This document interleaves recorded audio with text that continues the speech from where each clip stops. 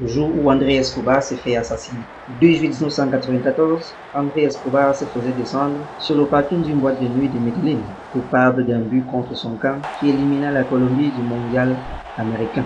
22 juin 1994, la Colombie affronte les États-Unis lors du deuxième match du groupe A de la Coupe du monde américaine. La sélection cafetera et son délicieux top outsider numéro 1 du tournoi, après avoir infligé une splendide punition à l'Argentine en qualification, doit gagner.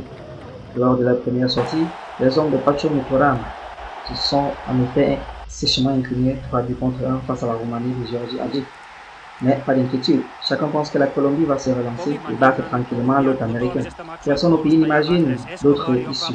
Pourtant, à la 34e minute de la partie, les potes de Valderrama n'ont toujours pas manqué. Pire, sur un centre puissant venu de la gauche, le défenseur central Andrés Escobar tente un tacle maladroit et dévie le ballon dans ses propres filets.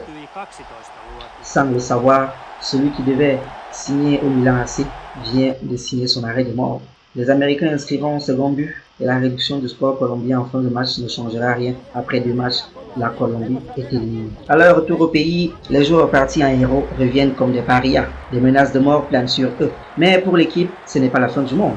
Pourtant, c'est bien la mort qu'Escobar va croiser à la sortie d'une discothèque 10 jours plus tard, le 2 juillet 1994. Il est abattu de 12 coups de balle par Munoz Castro, garde du corps des frères Galon, deux narcos notoires.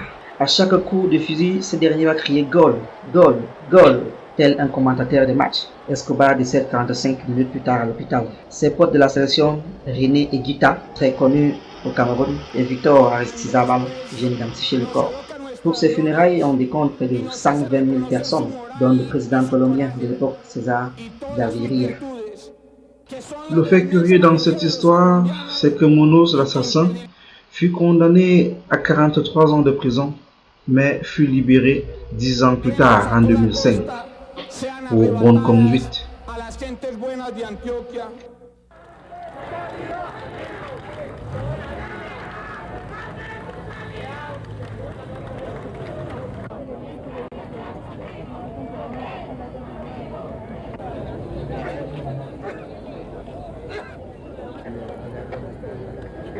Bueno, muy bien, 5-4.